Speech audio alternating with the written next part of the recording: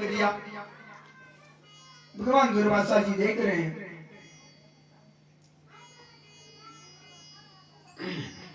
और इंद्र से कहने लगे, निःश्री कांचस्या भवस्य तत्र, जाओ श्रीहीन हो जाओ तुमने मेरे द्वारा दिए गए इस आशीर्वाद का अपमान किया है, तो जाओ तुम्हें मैं श्राप दे रहा हूं कि श्रीहीन हो जाओगे। श्राप के कारण इंद्र देवता सारे देवों सहित श्रीहीन हो गए। दुर्वासा जी का श्राप लग गया उन्हें।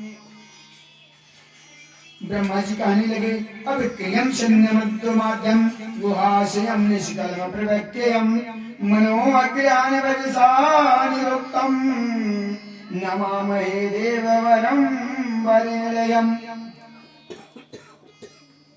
इंद्र देवता जब श्रीहीन हो गए सभी देवताओं के साथ तो दुखी रहने लगे। ब्रह्मा जी से इनका दुख देखा नहीं गया। भगवान शिव जी को ध्यान में ला करके प्रार्थना करने लगे कि हे भोलेनाथ आप ही कुछ उपाय करिए। हे अनंत, हे अनाथ, हे देवों के देव महाराज, देवराज इंद्र की श्री श्राप के कारण चली गई। बहुत प्रकार की आराधना करने लगे कि आप कोई ऐसा उपाय करिए कि इनका श्री जो है पुनः वापस हो जाए, उस श्राप से मुक्त हो जाए, ऐसा कोई उपाय बताइए। नारायण प्रकट हुए,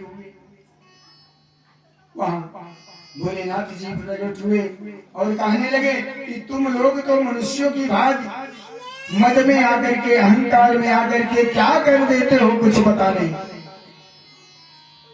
ब्राह्मण की, संतों की अवहेलना तो दैत्य करे समझ में आ रहा है, लेकिन आप देवता हो, देवराज हो, देवताओं के राजा हो, तो आपको तो ये शोभा नहीं देता है कार्य।